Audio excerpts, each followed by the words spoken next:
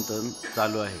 त्यामध्ये प्रकृती पुरुषाचा विचार सांगत असताना प्रकृती आणि पुरुष यांचं जे अधिष्ठान आहे ते अधिष्ठान एकमेवा द्वितीयम ब्रह्म नेह नानास्ति किंचन या श्रुतीप्रमाणाला अनुसरून किंवा सर्वम खल्विदम ब्रह्म हे जे सिद्धांत आहे त्या श्रुती सिद्धांताची आपल्याला आलेली प्रातिभानुभूती माऊली या ठिकाणी सांगतात। त्या प्रकृती पुरुषाच्या विचारामध्ये आता काल आपण पाहिलं की सर्व शून्यांचा निष्कर्ष असणारा म्हणजे सर्व द्वैताचं निषेधावधीभूत आणि द्वैताच्या कारणाचं निषेधावधीभूत असं असणारं जे तत्त्व आहे ते तत्त्व असंग निर्विकार आहे। परंतु त्याच तत्त्वाला ज्या प्रकृतीनं पुरुषत्व प्राप्त करून दिलं आणि त्या सत्ताविशेषाने या ठिकाणी प्रकृती झाली म्हणजे प्रकृतीच्या ठिकाणी प्रकृतित्व प्राप्त झालं। तीच गोष्ट माऊली पुढं आणखी पुन्हा पुन्हा वेगवेगळ्या पैलीतून किंवा वेगवेगळ्या उपपत्तीनं हीच गोष्ट पुन्हा पुन्हा प्रकृती आणि पुरुष हे अधिष्ठानाच्या ठिकाणी त्रैकालिक अत्यंत भावरूप आहेत, थोडक्यात शून्यरूप आहेत। त्यामुळं केवळ अधिष्ठानच आहे। तुम्हाला जी प्रतीती येते ती प्रतीतीसुद्धा अधिष्ठानाचा विलास आहे म्हणजे चैतन्याचाच विलास आहे अशा प्रकाराने सांगतात। तेच धोरण या ठिकाणी पुन्हा अधिक स्पष्ट करतात प्रकरण संपेपर्यंत। जे प्राणेश्वरी विन आता 28वी ओवी चालू आहे। जे प्राणेश्वरी विन शिवी ही शिवपन थारो न शके ते आपण शिवे घडली। जे प्राणेश्वरी शिव इथं प्राणेश्वरी शिवा शक्ती ही जी प्रकृती ही सर्व एकार्थवाची पदं आहेत। त्याला या ठिकाणी प्रकृतीला प्राणेश्वरी असं म्हटलेलं आहे। प्राणेश्वरी विन म्हणजे त्या प्राणेश्वरी वाचून शिवी ही शिवपन थारो न शके। शिवी ही म्हणजे मूळचं असणारं जे अवाच्य असणारं जे सच्चिदानंद स्वरूप आहे त्या स्वरूपाच्या ठिकाणी कोणत्याही नामरूपाचा संभव नाही। अशा त्या सच्चिदानंद स्वरूपाला निर्गुण निर्विकार निरतिशय व्यापक निरुपाधिक स्वरूपाला देखील या प्राणेश्वरी वाचून म्हणजे प्रकृती वाचून शिवपन थारो न शके त्याच्या ठिकाणी शिवपन स्थिर राहत नाही म्हणजे शिवपन संभवू शकत नाही। जर प्राणेश्वरी असली तरच तिच्या सापेक्ष त्याच्या ठिकाणी शिवपणाचा संभव आहे, नाहीतर त्याच्या ठिकाणी शिवपणसुद्धा नाही। शिवपण नाही म्हणजे त्याचं स्वरूप असिद्ध आहे असं नाही, स्वरूपाने तो काय स्वतःसिद्ध आहे, परंतु त्याच्या ठिकाणी शिवपण मात्र नाही। कारण जर इथं प्रकृती असेल तर तिच्या सापेक्ष त्याला शिवपणाचा व्यवहार होईल, नाहीतर ते अव्यवहार्य स्थितीत असेल। हा प्रकृतीचा महिमा आहे की त्याला शिवाला शिवपण आणून दिलं आणि ते आपण शिवे घडली। आणि शिवाय ती जी प्रकृती आहे ना त्या प्रकृतीनंच त्याला शिवपणा आणून दिला। पण ती प्रकृती कोणापासून घडली म्हणजे ती प्रकृती धारण कोणी केली तर अधिष्ठानानेच धारण केली। कारण अधिष्ठाना वाचून तिची स्वतंत्र सत्ता स्फुरण नाही म्हणून ती प्रकृतीसुद्धा शिवाने घडली म्हणजे उत्पन्न केली असं म्हणता येत नाही। कारण प्रकृती उत्पन्न झाली असा वेदांताचा सिद्धांत नाही। प्रकृती ही अनादी आहे। 6 गोष्टी ज्या अनादी मानल्या त्याच्यामध्ये प्रकृतीसुद्धा अनादी आहे। म्हणून या ठिकाणी घडली शब्दाचा अर्थ त्यांनी केला की घडली याचा अर्थ उत्पन्न केली असा अर्थ नसून त्या प्रकृतीला धारण केलं म्हणजे त्या प्रकृतीला तो अधिष्ठान झाला असा त्याचा सरळ अर्थ आहे। आता यामध्ये टीकाकार शिवकल्याण स्वामी याविषयी चिंतन करतात। हे जरी द्विधात्व असते तरी एके विन एके राहती, आता द्विधात्व न मागुती वाचुनी स्वरूप एक। पाठीमागची 86 क्रमांकाची ओवी आहे। एवं न मोडुनी ऐक्यत्वाची खुन स्वरूपेची विलासमान एका एका विन आसनेची न घडे। एवं अशा प्रकारे ऐक्यत्वाची खुन न मोडून त्यांचं जे ऐक्यत्व आहे दोघांचं म्हणजे अधिष्ठान रूपाने असणं हेच ऐक्यत्व आहे ना। अखंड अधिष्ठान रूपाने असणं हे जे ऐक्य आहे या ऐक्याची खून मोडत नाही म्हणजे एकपणात कोणताही बिघाड परिवर्तन परिणमन होत नाही। आणि स्वरूपेची विलासमान आपल्या स्वरूपाने ते दोन्ही विलासमान आहे म्हणजे आपल्या अधिष्ठान स्वरूपावरच त्यांचा विलास चाललेला आहे, क्रीडा किंवा लीला चाललेली आहे प्रकृती पुरुषाच्या ठिकाणी। ही जी लीला शब्द येतो प्रकृती पुरुषांना घेतल्याशिवाय लीला शब्द येत नाही आणि प्रकृती पुरुषांना या ठिकाणी अधिष्ठानाशिवाय स्वतंत्र सत्ता स्फुरण नाही अशा प्रकारचं गृहीत कृत्य म्हणजे खरं हे असंच घडतं। ह्या सृष्टीच्या व्यवहारामध्ये हे असंच घडत आहे. अधिष्ठानाचं असंगत्व आणि प्रकृती त्या असंगत असणाऱ्या अधिष्ठानाला घेऊन प्रकृती अध्यस्त असणाऱ्या प्रकृती पुरुषाचा विलास. परंतु हा विलास चिद्वाचून नसल्यामुळं त्या ठिकाणी त्याला स्वरूपेची विलास मानं. स्वरूप म्हणजे जे चित स्वरूप आहे, लक्ष स्वरूप आहे, अधिष्ठान स्वरूप आहे, त्याच्यावरच हा विलास चाललेला आहे. एक एकाविना असण्याची न घडे आणि एका वाचून एकाचं अस्तित्वच या ठिकाणी सिद्ध होत नाही. कारण सत वाचून चित, चित वाचून सत किंवा प्रकृती वाचून पुरुष आणि पुरुषा वाचून प्रकृती हे दोन्हींचं अस्तित्व या ठिकाणी सिद्ध होत नाही. आसनेची न घडे, त्यांचं आसनं म्हणजे सत्ताच त्या ठिकाणी न घडे म्हणजे सिद्ध होत नाही. हे जरी द्विधात्व असते, हे जर दोन असते, कोण प्रकृती आणि पुरुष हे द्विधा म्हणजे दोन विभाग असते त्यांचे, तरी एके विना एके राहते. तर एका वाचून एक राहू शकलं असतं. जर दोन असते तर मग प्रकृती नसली तरी पुरुष राहील किंवा पुरुष नसला तर प्रकृती राहील. पण असं हे होऊ शकत नाही. आता द्विधात्व ना मागुती वाचूनी स्वरूप एक. आणि आपण पाहिलं तर दोन स्वतंत्र रीतीनं त्यांचं द्विधापन किंवा द्वैत, त्या दोघांचं स्वतंत्र द्वैत हे तर द्विधात्व ना, हे तर काही सिद्ध होत नाही. मग काय मागुती स्वरूपी वाचूनी स्वरूप एक. मागुती म्हणजे जर नंतर आपण यांच्या स्वरूपाचा विचार केला तर नंतर असा निर्णय होतो की स्वरूप एक.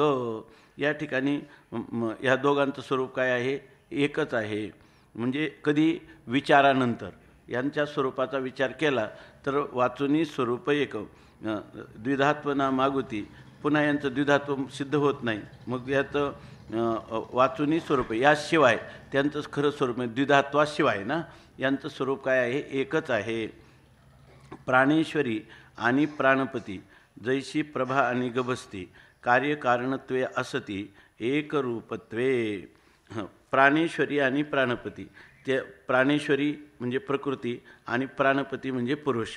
जैशी प्रभा आणि गभस्ती, ज्याप्रमाणे सूर्य आणि सूर्याची प्रभा, या गभस्ती म्हणजे सूर्य आणि त्या सूर्याची प्रभा, हे जसे दोन आहेत, हे कार्यकारणत्वे असते. यांच्या ठिकाणी कार्यकारण भाव आहे.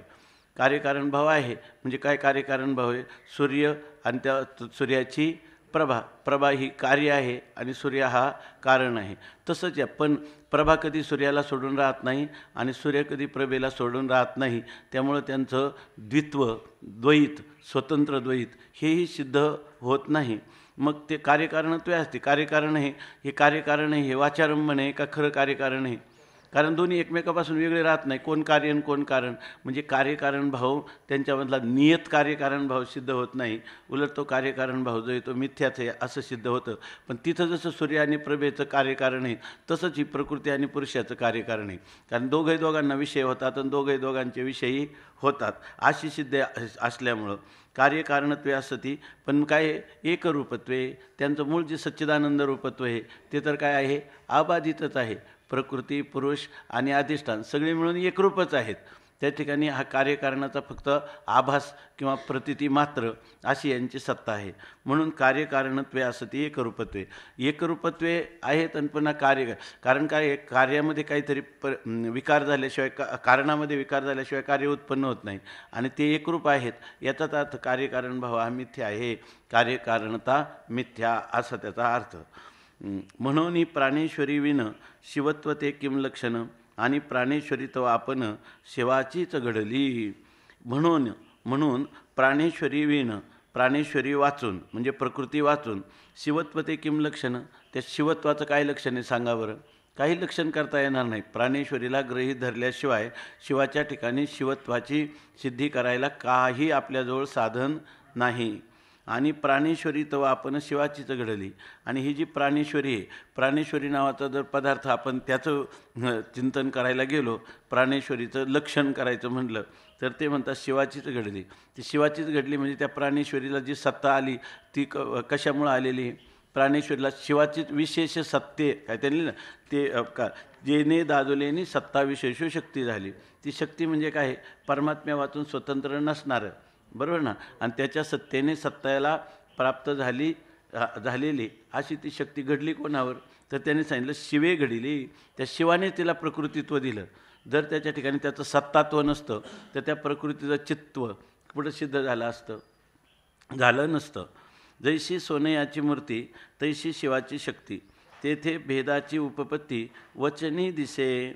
उदाहरण दिलं आहे त्यांनी की जैशी सोनियाची मूर्ती, समजा एखादी देवीची मूर्ती केली आपण, तर ती सोन्यामध्ये सोन्याचा पत्रा घेतला आणि त्याच्यावर देवीचं स्वरूप आपण कोरलं, तर जैशी सोनयाची मूर्ती, ज्याप्रमाणे सोन्याची मूर्ती आहे तैशी शिवाची शक्ती. आता त्या जर मूर्तीमध्ये पाहिलं तर काय आहे, सोनंच आहे, परंतु व्यवहार होतो की नाही. मूर्ती ही देवीची मूर्ती आहे आणि सोनं जे आहे ते सोनं वेगळं आहे आणि ही मूर्ती वेगळी आहे असं आपल्याला वाटतं, किंवा सोनं तिचं कारण आहे आणि मूर्ती हे तिचं कार्य आहे असं आपल्याला वाटतं. परंतु सोनियाची मूर्ती तशी शिवाची शक्ती. पण जर सोनं बाजूला केलं तर मूर्ती म्हणून काही वेगळा पदार्थ आहे का? बरं, जेव्हा मूर्ती आहे तेव्हा सोन्याहून वेगळं काय आहे का? तेव्हा सोन्याहून वेगळं काहीच नाही. त्या तैशी शिवाची शक्ती, तशीच शिवाची काय आहे, शक्ती आहे. शिवाच्याच बरोबर ना, शिवाच्याच अधिष्ठानावर ती शक्ती मूर्तिमान होते किंवा त्या शक्तीला शक्तित्व प्राप्त होतं. पण जेव्हा शक्तीला शक्तित्व प्राप्त होतं तेव्हा तिच्यामध्ये अधिष्ठान सुवर्णा वाचून जसं मूर्तीमध्ये काही नाही, तसं अधिष्ठान आनंदा वाचून तिच्यामध्ये, किंवा सत्य वाचून, अधिष्ठानाच्या सत्य वाचून, आनंदा वाचून तिच्यामध्ये काय आहे बरं? अर्थात काहीच नाही. तेथे भेदाची उपपत्ती वचनी दिसे. आणि त्याच्यामध्ये उपपत्ती म्हणजे कार्यकारण भावाची मीमांसा, बरोबर ना. तर या ठिकाणी भेदाची उपपत्ती जी दिसते, कार्यकारण भाव आहे त्याच्यामध्ये. असं जर भेदाची उपपत्ती आपण करायला गेलो की एक आहे कार्य आणि एक आहे कारण, पण जेव्हा ते कार्यरूपाने असते तेव्हा हे काय असते, सुवर्णच असते, आणि कारणरूपाने असते तेव्हा सुवर्णच असते. फक्त त्या ठिकाणी एकाच सुवर्णावर, आणि त्यावेळेला सुवर्ण जसं आहे तसंच आहे, सुवर्णामध्ये कोणता विकार झाला नाही, काही कमी आलं नाही मूर्ती झाल्यामुळं. म्हणून ही जी भेदाची उपपत्ती आहे, हा जो भेदाचा व्यवहार आहे, तो भेदाचा व्यवहार वचनी दिसे, तो फक्त वचन मात्र आहे, नाम वाचारंभण आहे. ना तरी सुवर्णांगी कांती दावी सुवर्णाची प्रतीती, आणि कांतीशी ही स्थिती सुवर्णे विन न दिसे. अजून ना तरी, अथवा दुसरं उदाहरण देतात, मूर्तीचं उदाहरण दिलं, सुवर्णांगी कांती, सुवर्णाच्या ठिकाणी कांती किंवा तेज आहे, परंतु दावी सुवर्णाची प्रतीती. मग त्या ठिकाणी जेव्हा सुवर्णाची जी कांती आहे ती काय जाते, ही कांती आहे, अर्थात ती कोणाचं ज्ञान करून देते, सुवर्णाचीच प्रतीती करून देते. सोन्याची कांती हे कशाचं ज्ञान करून देते, सुवर्णाचं ज्ञान करून देते. दावी सुवर्णाची प्रतीती, आणि कांतीशी ही स्थिती सुवर्णेविन न दिसे. आणि त्या ठिकाणी जी कांती आहे ती कांतीसुद्धा सुवर्ण वाचून दिसत नाही, बरोबर ना. आणि जेव्हा सुवर्ण कांती दिसते तेव्हा ती कांतीला दाखवते का सुवर्णालाच दाखवते, सुवर्णालाच दाखवते. एवं प्रकृती आणि पुरुषपण एकली पुरुषे शोभाची जाणं, किंवा पुरुषेशी आपण प्रकृतीची अवघी. एवं, आता निष्कर्ष सांगतात. एवं, अशा प्रकारे प्रकृती आणि पुरुषपण, त्या ठिकाणी प्रकृती आणि पुरुषत्व, बरोबर ना, हे दोन्ही एकली पुरुषे शोभाचे जाणं. प्रकृती आणि पुरुषपण जेव्हा आपण पाहतो तर त्या एकट्या एकली पुरुषे शोभाचे जाणं, एकट्या पुरुषाचीच ही शोभा आहे. प्रकृती ही काय आहे, त्या एकट्या पुरुषाची शोभा आहे, त्याच्या वाचून दुसरं काही नाही.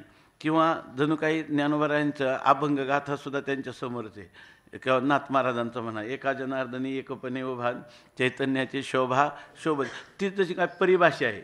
शोभा शब्द त्यांनी नाथ महाराजांचा जसाच्या तसा सांगितला आहे की नाही. ते म्हणून म्हणतात एक पुरुषे शोभाची जाणं, किंवा पुरुषेशी आपण प्रकृतीची अवघवी. किंवा पाहायला झालं तर ही जी काय पुरुषेशी आपण, पुरुषासहित असणारे आपण, काय पुरुषासहित असणार नाही, अवघी प्रकृती, सगळी प्रकृतीचं आहे. पुरुषासहित त्याचं जे पुरुषत्व वाचतं ते खरं काय अवघं प्रकृतीचंच आहे म्हणलं तर चालेल का नाही. आणि प्रकृतीची शोभा आहे ती पुरुषाची आहे, आणि पुरुषाची शोभा कोणाची, सगळी प्रकृतीची. त्याला सत्ता कोणी दिली, ज्ञान नसतं तर कुठं होती, आणि हिचं ज्ञान होतं, सत्ता नसती तर ज्ञानाचा काय व्यवहार झाला असता. म्हणून प्रकृती आणि पुरुष हे दोघंही एकमेकाला शोभलेले आहे. त्या तुकाराम महाराजांचा एक अभंग आहे, शोभविले येरा आणि सोने एके ठाई हेरा, आहे की नाही, अशा प्रकारची स्थिती आहे. ऐश्वर्य, आता यानंतर 29 क्रमांकाची ओवी, पुढची ओवी. ऐश्वर्येशी ईश्वरा जियेचे अंग संसारा, आपलाही होनी उभारा, आपणची जे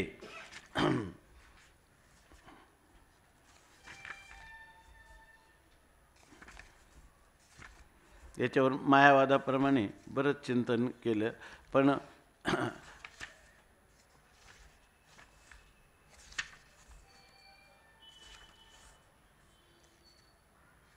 ऐश्वर्येशी ईश्वरा जेचे अंग संसारा आपण भुवनी उभारा आपणची जे. ऐश्वर्येशी ईश्वरा संसारा जेचे अंग जे आपणची आपण उभारा होऊन. ऐश्वर्येशी संसारा जियेचे अंग.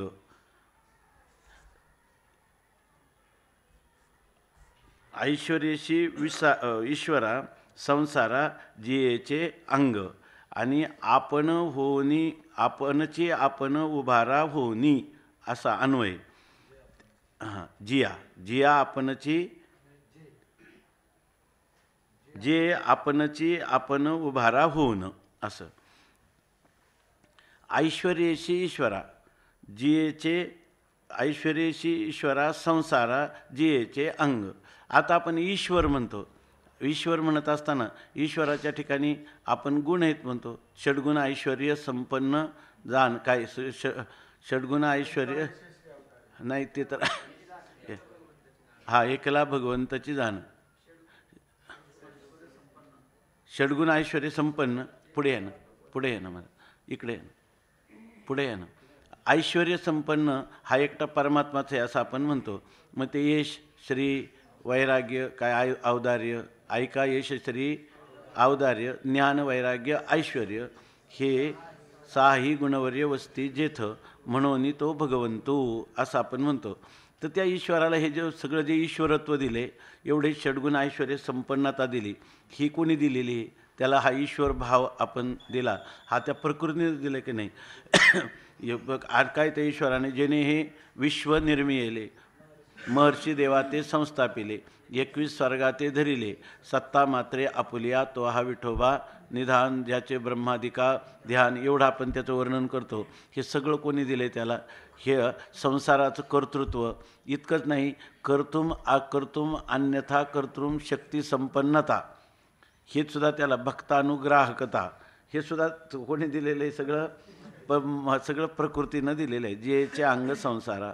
आणि पुन्हा सांगतात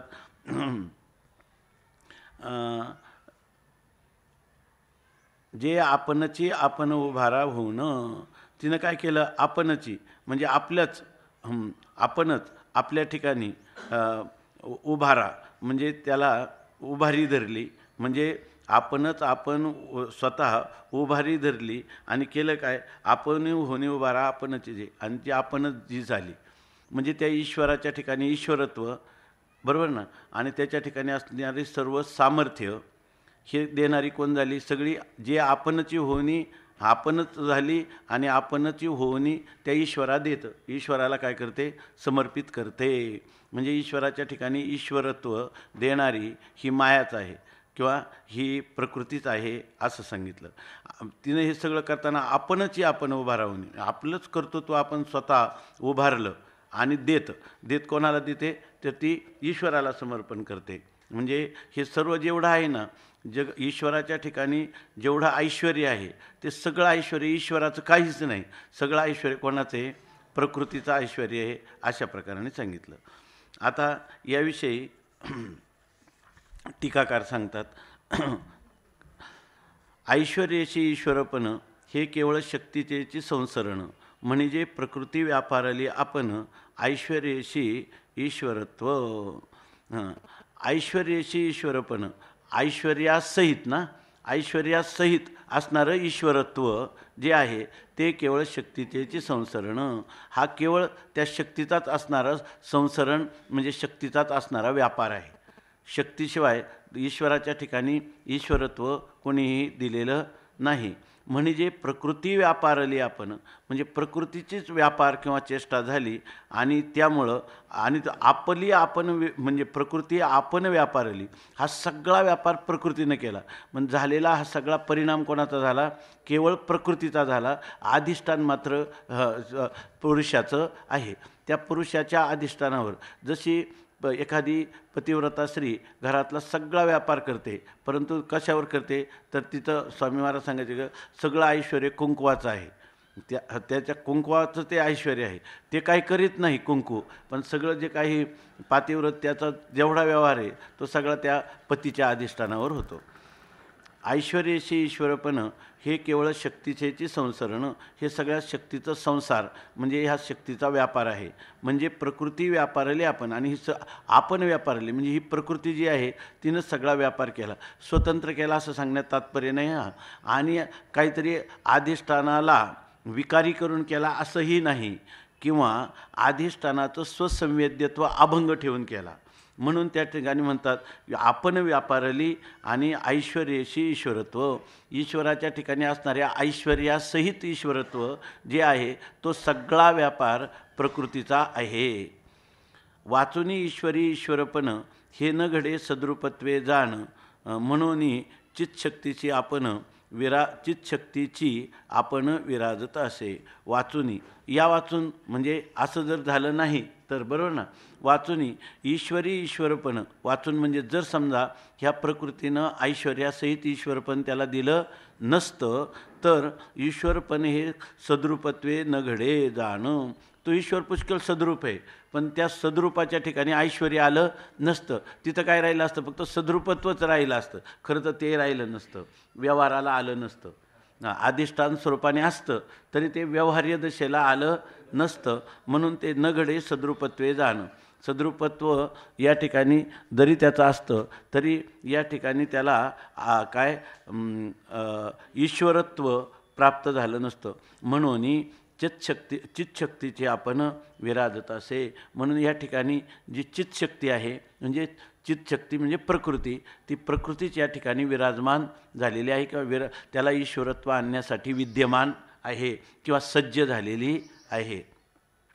अहो ईश्वरत्व हा विकार, याशी सद्रूपी तव नाही थार, म्हणून अवघा व्यवहार चित्शक्तीचा. अहो ईश्वर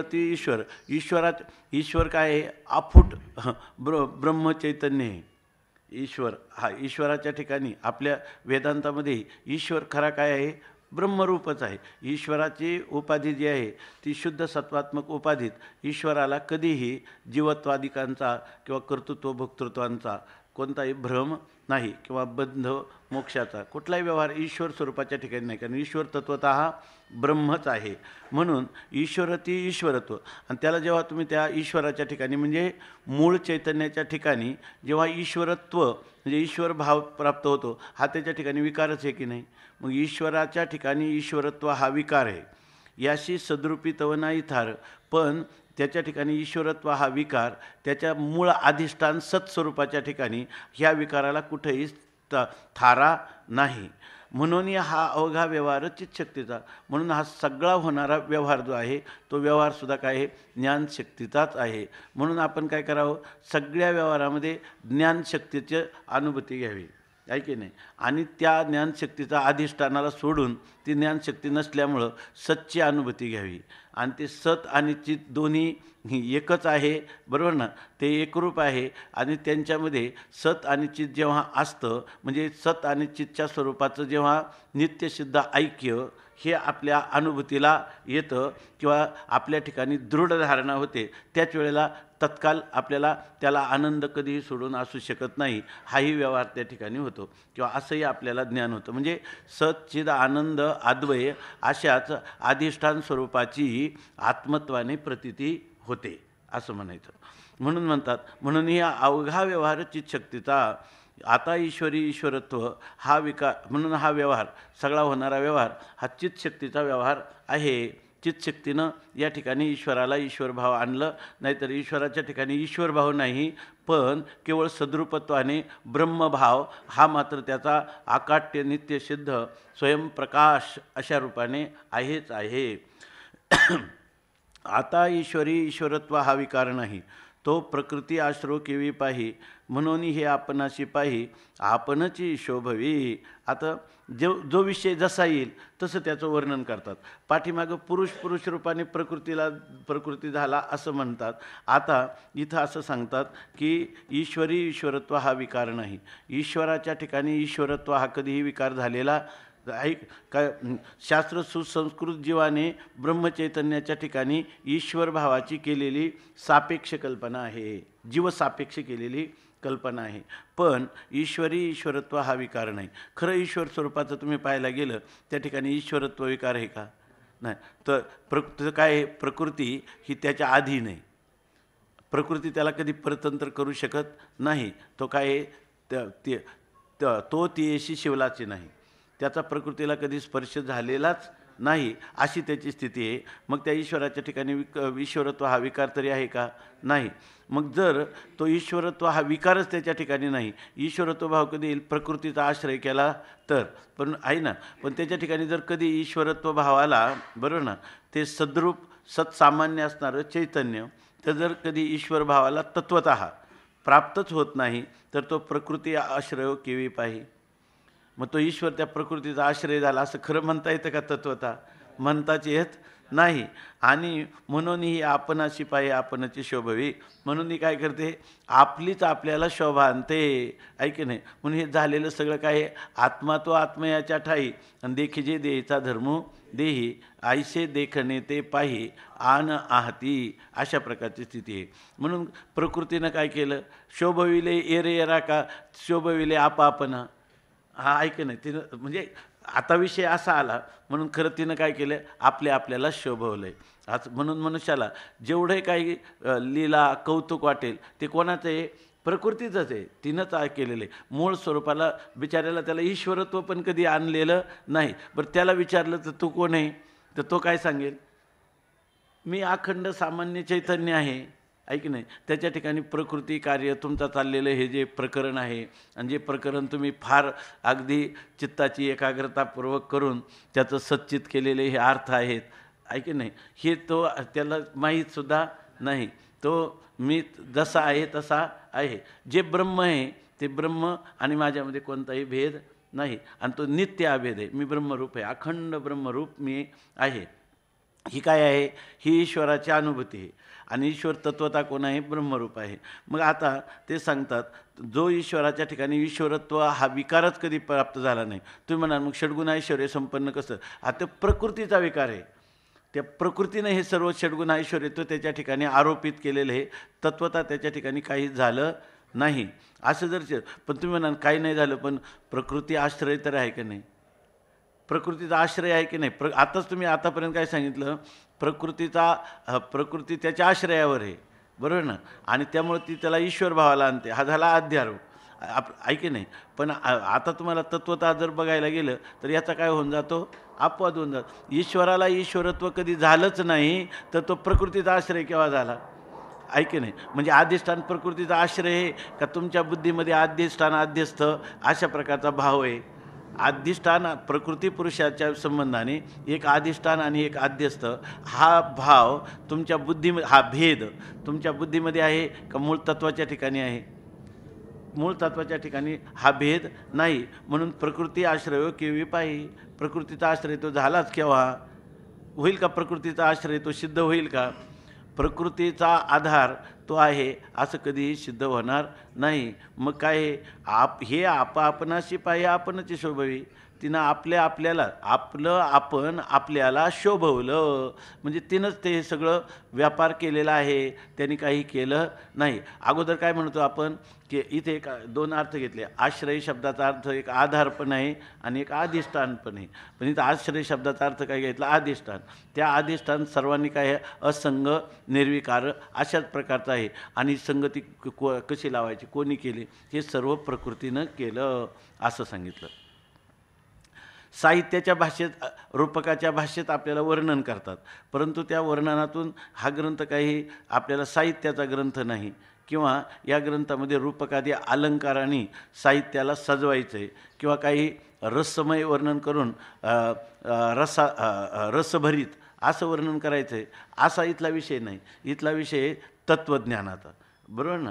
तत्त्वज्ञानाचा म्हणजे काय, तत्त्वाचं ज्ञान झालं पाहिजे, हा एक भाग आहे. हा सुद्धा या ग्रंथात सामान्य आहे. ज्ञानच तत्त्व ठरलं पाहिजे, आहे की नाही. तत्त्व आणि ज्ञान हे दोन्ही भिन्न नाही. आणि ते कोणतं ज्ञान, विशेष ज्ञान नाही, वृत्ती ज्ञान नाही, तर ते ज्ञान काय आहे, स्वरूपभूत असणारं जे ज्ञान आहे त्या ज्ञानच अवशिष्ट राहील किंवा ते ज्ञानच तुम्ही होऊन जाल. तुम्ही आणि ज्ञान भिन्न नाही. इथं आता तुम्हाला असं पण नाही की कोहम कथमिदम जातम, हा विचार पण संपून गेलेला आहे. याच्यामध्ये कोणताच विचार नाही, केवळ अधिष्ठान मात्र राहिलेला आहे. ही जी प्रातिभानुभूती आहे, बरोबर ना, ही जी अनुभूती आहे ही कोणती, ऋतम बिभरती ते ऋतंभरा प्रज्ञेची ही अनुभूती आहे. तर ती अनुभूती या ठिकाणी सांगतात. म्हणून हे आपणा करून आपणाची शोभे. आता अथवा हे सांगतात, अथवा प्रकृतीचे अधिष्ठान तेथे प्रकृतीशी न घडे प्रकृतीपण, म्हणून हे आपणा करून आपण शोभे. ह्या सगळ्यांचं ते स्पष्टीकरण करतात. आपल्याला जेवढं होईल तेवढं बघायचं त्याच्यामध्ये. ते म्हणतात अथवा प्रकृतीचे अधिष्ठान. तुम्ही काय म्हणाल की या ठिकाणी प्रकृतीचा आश्रय नाही, बरोबर ना, आश्रय नाही किंवा त्या ठिकाणी कार्यकारण भावाने त्याचा आश्रय नाही असं म्हणाल. पण अधिष्ठान अध्यस्त भावाने तरी आहे की नाही. तर अथवा विकल्पाने सांगतात अथवा प्रकृतीचे अधिष्ठान. अथवा हे प्रकृतीचं काय आहे, अधिष्ठान आहे. कोण, ईश्वर हा प्रकृतीचं अधिष्ठान आहे असं म्हणतात. तेथे प्रकृतीशी न घडे प्रकृतीपण, पण त्या ठिकाणी प्रकृतीला जर प्रकृतीपण नाही, कारण का, तर प्रकृतीला प्रकृतीपण का नाही, तेथे प्रकृतीशी न घडे प्रकृतीपण, कारण तो जर अधिष्ठान असाल तर प्रकृती काय, अधिष्ठानावर काय आहे, आध्यस्त आहे, बरोबर ना. आणि आध्यस्त पदार्थ, बरोबर ना, आध्यस्त पदार्थाचा पदार्थ हा अधिष्ठानाला कोणत्याच प्रकारची लाभहानी करीत नाही. मग जर प्रकृती अधिष्ठान असेल, आपलं प्रकृती आध्यस्त असेल आणि परमात्मा हा जर त्याचा अधिष्ठान असेल, तर अधिष्ठान ते काय, तत्कृतेन गुणेन दोषेन वा अनुमात्रमपि न संबद्धते. उपाधीच्या कोणत्याही गुणांनी दोषाने, बरोबर ना, किंवा आध्यस्त पदार्थ जो भासमान पदार्थ आहे त्याच्या गुणदोषाने तो अधिष्ठान जे आहे ते कसं असतं, अलिप्त असतं, निर्लिप्त असतं, लिंपायमान कधीच होत नाही. हे तर आपल्याला माहिती आहे. मृगजळाची तळी ते दुरुनीची दिठी निहाळी, वाचुनी तेने पानिये साळी केळी लावीशी काय, अशी स्थिती आहे. म्हणून अथवा प्रकृतीचे अधिष्ठान तेथे प्रकृतीशी न घडे प्रकृतीपण, प्रकृतीला प्रकृती तोच कधी येणार नाही, कारण अधिष्ठानच राहणार. त्याचं कोणताच धर्म या प्रकृतीमध्ये येणार नाही, त्यामुळं प्रकृती सिद्ध होणार नाही. जर अधिष्ठान अध्यस्त संबंध केला तर प्रकृतीच नाही, कारण का अधिष्ठान जे आहे त्या अधिष्ठानात प्रकृतीच नाही, त्यामुळे प्रकृतीला प्रकृतीपणच नाही.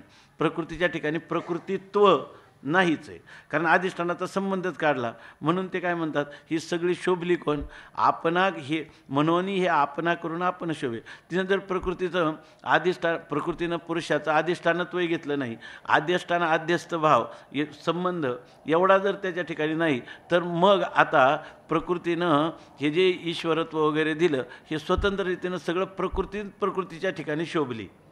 अधिष्ठानाच्या ठिकाणी शोभली म्हणलं तर अधिष्ठान विकारी होईल, बरोबर आहे की नाही. अधिष्ठानाचा यत्किंचित देखील संबंध आला नाही. ह्याच भावाने संत म्हणत असतील ना, कोणाचा कोणाशी नगडे संबंध आहे, शुद्ध बुद्ध ठाईचे ठाई. त्यामुळं प्रकृतीनं काही जरी केलं ना तर कधीच म्हणायचं कारण नाही का त्याच्या अधिष्ठानावर केलं आहे का नाही. अधिष्ठानावर केलं असं तुम्ही जेव्हा म्हणता तेव्हा म्हणण्याचा वेदांताचा अर्थ असा होतो का अध्यस्त पदार्थ हा अधिष्ठानाची कोणतीच लाभहानी करत नाही, अधिष्ठानाला हे माहीतसुद्धा नाही जी प्रकृती करते ते सर्व. तेव्हा हे ईश्वरत्व हे सगळा कोणाचा विलास आहे, हा त्या प्रकृतीचाच विलास आहे आपल्या आपल्या ठिकाणी. म्हणजे आम्ही जेव्हा चिदविलास म्हणतो तेव्हा तो अधिष्ठानाचा विलास आहे असं आम्हाला कधीतरी म्हणायचं आहे का, की अधिष्ठान अफूट राहून हे भासतंय का अधिष्ठान अफूट राहून करतंय. म्हणजे अव्याकृत परिणाम हा जो मानतात किंवा त्या कारणामध्ये कोणताही विकार न होता म्हणजे अविकारी परिणाम म्हणून हे जगत आहे असं शिवकल्याण स्वामींचा सुद्धा अभिप्राय आहे. असं कोणी वल्लभाचार्यांचा जो सिद्धांत आहे शुद्ध अद्वैताचा, की ज्याच्यामध्ये कारण काय राहतं, अविकारी राहतं आणि त्या कारणामध्ये परिणाम होतो. वास्तविक परिणाम होतो याचा अर्थ परिणाम शब्द विकाराचाच निदर्शक आहे. परंतु जर कोणी म्हणत असतील तर हे काय आहे, हे सुद्धा त्यांचं बोलणं फक्त हे शब्दात्मक आहे. ही वस्तुनिष्ठता त्याला कुठेही सिद्ध होत नाही. आणि ती वस्तुनिष्ठता जी आहे ती वस्तुनिष्ठता शिवकल्याण स्वामींनी या नित्यानंद दीपिकेमध्ये स्पष्ट रीतीनं सांगितली. याचा अधिष्ठानाशी कोणताही संबंध नाही. तेव्हा चिदविलास म्हणताना तुम्हाला कधीतरी अधिष्ठानाला घेऊन म्हणता येईल का? मग त्या ठिकाणी तुम्हाला काय म्हणायला पाहिजे, ह्या सगळा हा प्रकृतीचा विलास आहे आणि ती प्रकृती आपल्या ठिकाणी आपण शोभली, म्हणजे वाचारंभन असणाऱ्या प्रकृतीचा हा सगळा विलास आहे असं म्हणण्यात काय. पुन्हा तिनं सांगितलं की त्या हे जे म्हणता ना तुम्ही प्रकृतीचा विलास, पण त्याच्या अधिष्ठानाच्या ठिकाणी प्रकृतीचं प्रकृती तोच नाही, म्हणजे याच्या ठिकाणी प्रकृतीचा विलास आहे असं म्हणायचं काय? त्याच्या ठिकाणी प्रकृतीचा विलास म्हणत नाही तर चैतन्याचा विलास होईल काय त्याच्या ठिकाणी? का विलास म्हणजे वाचारंभन आहे, विलास म्हणजे वाचार असाच अर्थ झाला की नाही. विलास म्हणजे काय झालं, वाचारंभन झालं. त्यामुळे ह्या ग्रंथाचं जर आपण जितकं गांभीर्याने चिंतन केलं आणि त्याच्यामध्ये त्यांना काय वस्तू सांगायची त्या वस्तूचा वेध घेतला तर थोडंफार पदरात पडू शकतात. म्हणून सांगतात तेथे प्रकृतीशी न घडे प्रकृतीपण, म्हणून हे आपणा करून आपणा शोभे. ही शोभली कोण?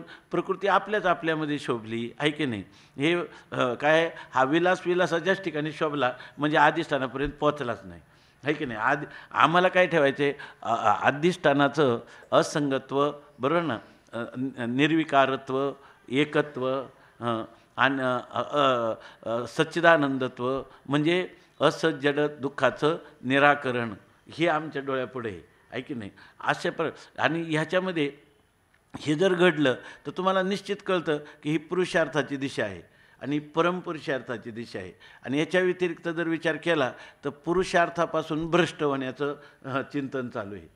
दुसरं कोणतंही चिंतन याच्या अतिरिक्त केलं तर पुरुषार्थापासून भ्रंश होण्यासाठी हे चाललेले. बाकी तुम्हाला शब्दांनी तुम्ही खंडन नाही करू शकाल किंवा काही दिसाल, काय तुमचं बोलण्यात बोले का आतापर्यंत बोलत होते का प्रकृतीला पुरुषाशिवाय सत्ता नाही आणि पुरुषालाच घेऊन ती सगळं करते, प्राणेश्वरी असं तिला नाव दिलं आहे की नाही. आणि आता तुम्ही म्हणता कशाची प्राणेश्वरी एकटीच करते, पुरुषाचा काही संबंध नाही असं झालं की नाही. तिला नावसुद्धा प्राणेश्वरी असं नाव ठेवलं आणि त्याला नाव काय दिलं, शिव असं नाव दिलं. आता तुम्ही सांगता की प्राणेश्वरी सगळी करते आहे की नाही. याचं कालच आपण थोडं चिंतन केलं की हे सांगणीच गोष्ट अवघड आहे. हा जो विलास सांगणं हे अवघड आहे, कारण विलास झालाच नाही, विलास होतच नसतो अशी खरी स्थिती आहे. फक्त काय आहे हे तुम्हाला सांगायचं झालं हे निष्प्रपंच तत्व तर अध्यारोप अपवादावरून सांगता येत नाही. त्या कोणते वेदांत प्रक्रिया प्रत्यभिज्ञा त्या स्वामींनी एवढा मोठा ग्रंथ लिहिला, त्याच्यामध्ये सारखं हे सांगितलं वा कोणताही बिंब प्रतिबिंबवाद येऊ किंवा तुम्हाला विवर्तवाद येऊ, दृष्टी येऊ, एकजीववाद येऊ, सृष्टी येऊ, सगळ्या ठिकाणी एकच करा ते म्हणतात. तुम्हाला जर वेदांत कळून घ्यायचा असेल आणि जर तुम्हाला त्याचं तात्पर्याचं ग्रहण करायचं असेल तर सगळा कोणताही वाद समोर आणा, एक सारखं लक्षात ठेवा, अध्यारोप अपवादातून निष्प्रपंच तत्वाचं निरूपण केलं जात आहे. असं जर एकदा समोर आपण जर ही धाटणी ठेवली तरच आपल्याला याच्यातलं मूळ कळेल. नाही तर याच्यात अध्यारोप अपवाद हा शब्दच गाळून टाकला तर आपल्याला या प्रकरणात काय कळेल बरं? या प्रकरणात कुठंसुद्धा आपल्याला काय झालं हे कळणार नाही. उलट असं होईल, एखादी कथा कादंबरी तरी आपल्याला गूढ वाटते, याच्यात गूढ नाही वाटणार, याच्यात असं वाटेल का हे फक्त परस्पर विसंवादी अशा प्रकारचं बोलणं लिहिलेलं आहे. अशा प्रकारची ही वचनं आहेत, एकदम परस्पर विसंवादी. एकदा एकाला गिळतात आणि एकाला ओकतात, हा काही की नाही, गिळतात आणि ओकतात, हे काय निरूपण आहे, हे काय रूपक आहे असं वाटेल की नाही. याच्या ठिकाणी एकाच अध्यारोप करणं म्हणजे काय आहे, गिळणं आहे, आणि अपवाद करणं म्हणजे ओकणं आहे. असं जर ही भाषा जर आपण लक्षात घेतली नाही तर मनुष्य कितीही बुद्धिमान असला आणि त्याच्याजवळ किती शब्दसंग्रह असला आणि ह्या शब्दसंग्रहाच्या त्यांनी काय अनुसरण करून अर्थ काढले तर त्याच्या पदरात काय पडेल? काहीच पदरात पडणार नाही. त्याला हे फक्त अनाकलनीय असं गूढसुद्धा वाटायचं नाही. अहो हे गूढच नाही, याच्यामध्ये परस्पर विरोधी संवाद आहेत सगळे. विसंवादी असं बोलणं आहे असं वाटेल. विसंवाद कधी कळेल जर त्याच्यात अध्यारोपाची कोणती ओवी आणि अपवादाची कोणती ओवी आहे. आणि ह्या दोन्ही ओव्या काय सांगतात की अध्यारोप आणि अपवाद हे दोन्ही विकल्प ह्या स्वस्वरूपाच्या ठिकाणी नाही, अशा आपल्या स्वरूप स्थितीचं ओळख करून देण्यासाठी ह्या शब्दांची किंवा ह्या ओव्यांची वचनांची अशा प्रकारची संगती आहे. हे आपल्याला हे म्हणजे ध्यानी घ्यावंच लागेल, त्याच्याशिवाय दुसरा काही पर्याय नाही. आता सांगतात अथवा प्रकृतीचे अधिष्ठान तेथे प्रकृतीशी न घडे प्रकृतीपण म्हणून हे आपणा करून आपण शोभे वाचोनी सद्रूपी पाही असतची शक्ती नाही म्हणून हे आपलेची ठाई आपणा मिरवी. हे सरळच गोष्ट आहे.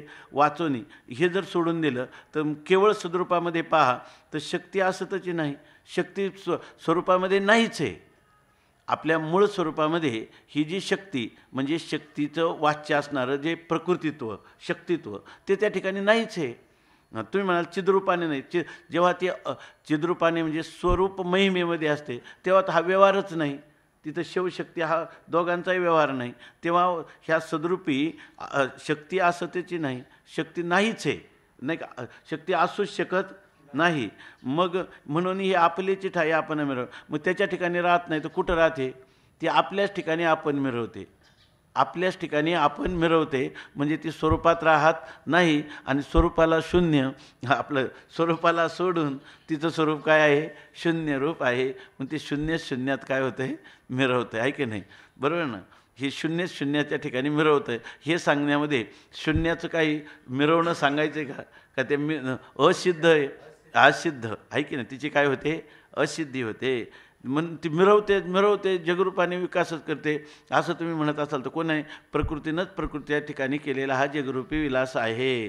अगोदर काय म्हणत होते? प्रकृती पुरुष विवेचन चालू आहे, त्याच्यामध्ये एकटी प्रकृती स्वतंत्र नाही आणि पुरुषाच्या ठिकाणी पुरुषही स्वतंत्र नाही, दोन्ही एकमेकावर अवलंबून आहेत असं सांगितलं. एकाने अंग टाकलं का दुसरंही जातं, इतकं त्यांचं परस्परावर प्रेम आहे. आणि ते इतकं प्रेम आहे का जग उत्पन्न केलं तरी ते तिसरा झोक लागू देत नाही, एवढं त्यांचं वर्णन केलं. पण हे सगळं वर्णन अध्यारोपातलंच आहे की नाही?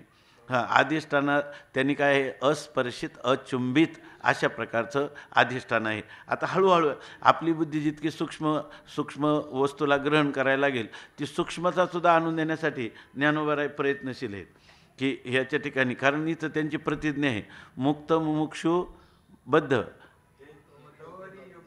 हे तवरी योग्यता भेद जो अमृतानुभव अमृतानुभव स्वाद अनुभवामृत स्वाद विरुद्ध जोपर्यंत अनुभवामृत ग्रंथ आपण पाहिला नाही तोपर्यंतच मुक्त हा विषयी हा बद्ध अशा प्रकारचा भेद राहील. पण ज्याला वाटलं की अमृतानुभवातली अमृत स्वरूप मुक्ती प्राप्त करायची त्याला ही वचनं निश्चितच आधार देत राहतील.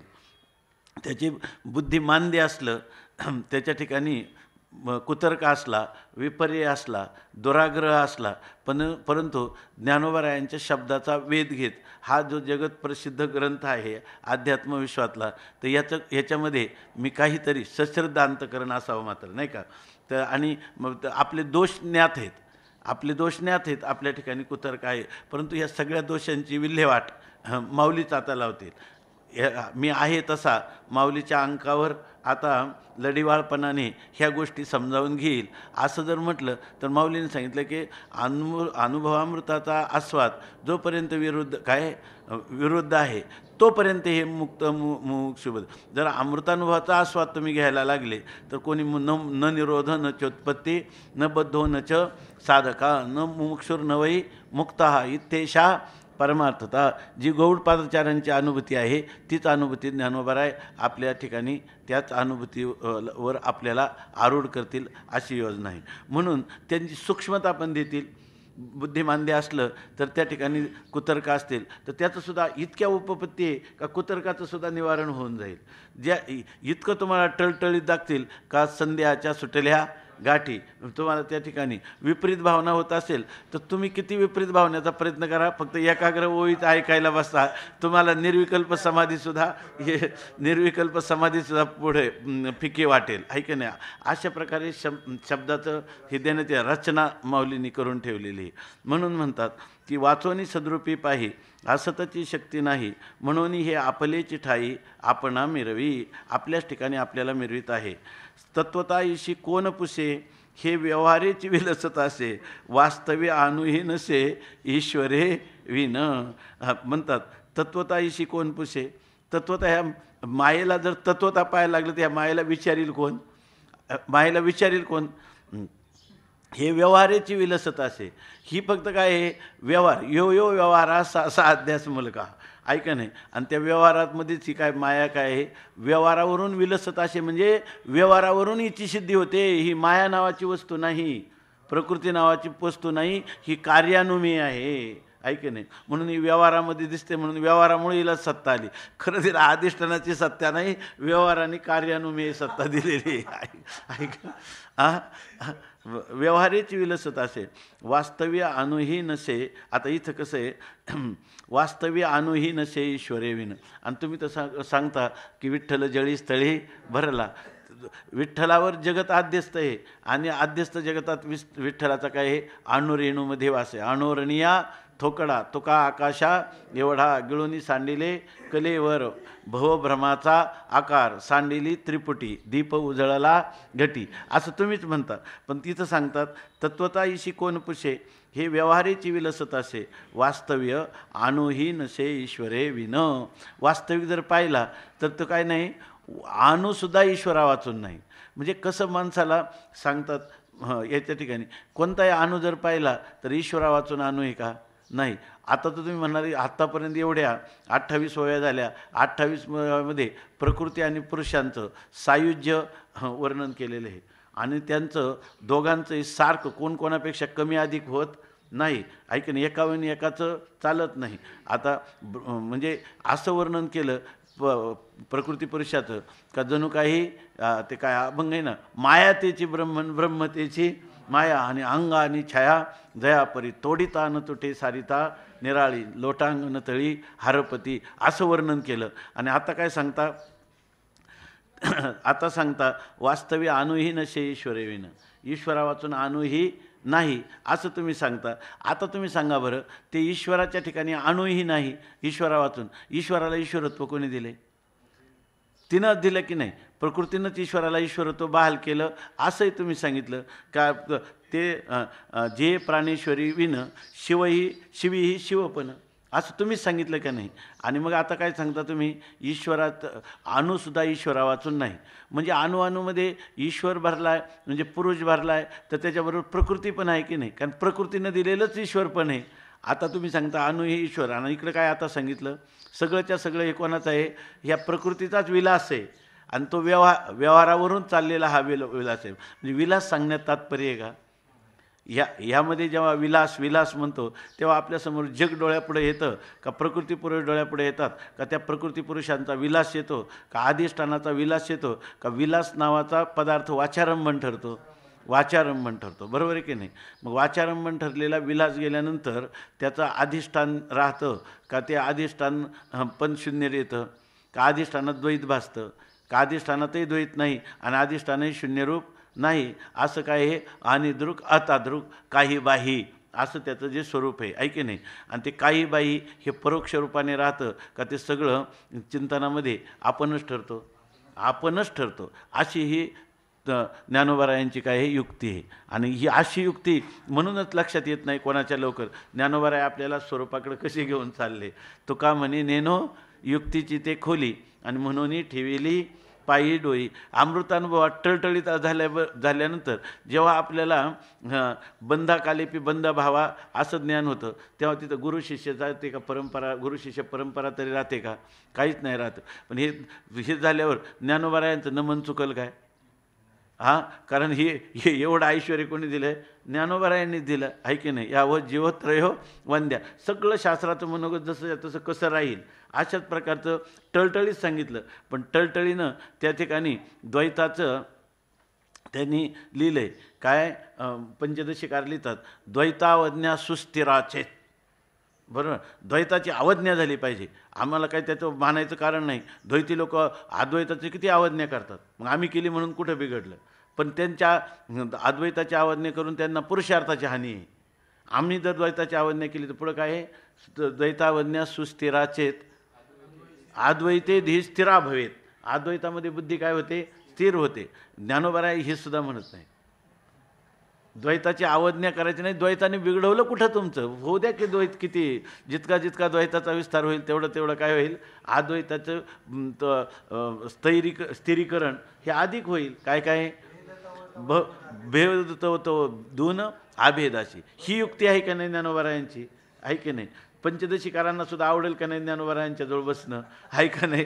पंचदशीकारांना सुद्धा आवडेल की बरोबर आहे, मग सांगायचं तेच आम्हाला.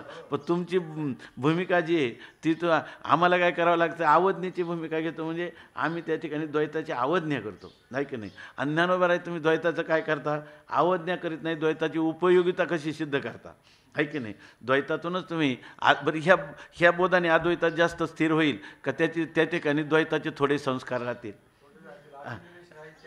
त्याच्या ठिकाणी द्वैताचे थोडे संस्कार राहतील आणि या ठिकाणी काय होईल, अद्वैताचा सुद्धा संस्कार राहणार नाही. आहे का नाही. या ठिकाणी अद्वैता तर सांगतात तत्वताईशी काय, म्हणून ईश्वराच्या ठाई हा वास्तविक अणुही नसे ईश्वरेवेन. वास्तविक अणुसुद्धा ईश्वरा वाचून नाही.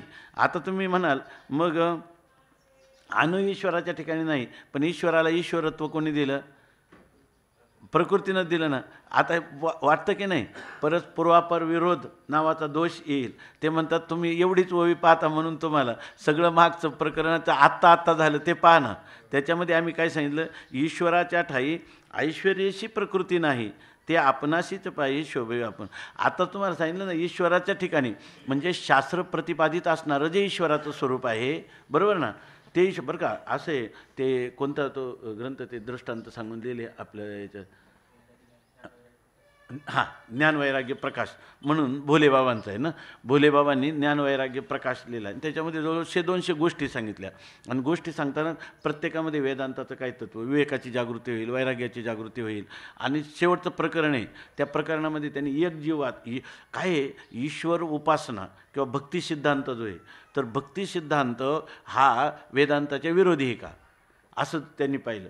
तर श्रुती सिद्धांतामध्ये सांगितलेले उपासनेशी अद्वैत तत्त्वज्ञानाचा कोणत्याही प्रकारे विरोध नाही.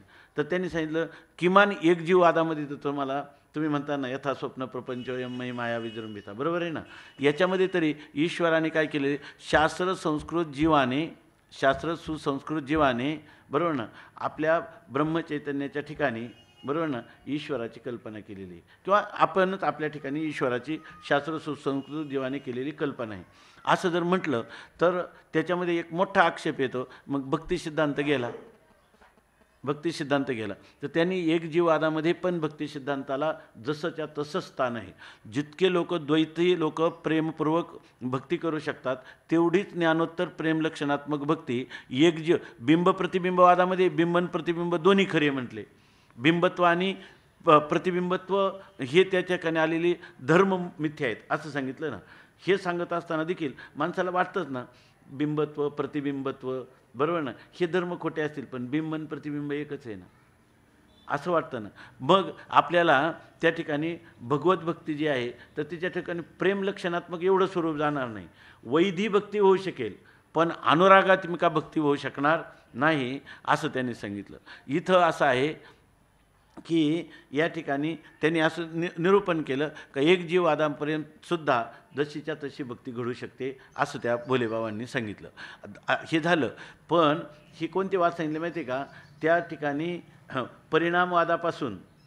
परिणामवादापासून तर दृष्टीसृष्टी किंवा एक जीववाद, या एक जीववादापर्यंत भक्ती सिद्धांत घडू शकेल. पण आज्यातवादात बरोबर ना, माऊली जे सांगतात तर आज्यातवादात सुद्धा भक्ती प्रेमलक्षणात्मक भक्तीची सिद्धी होते.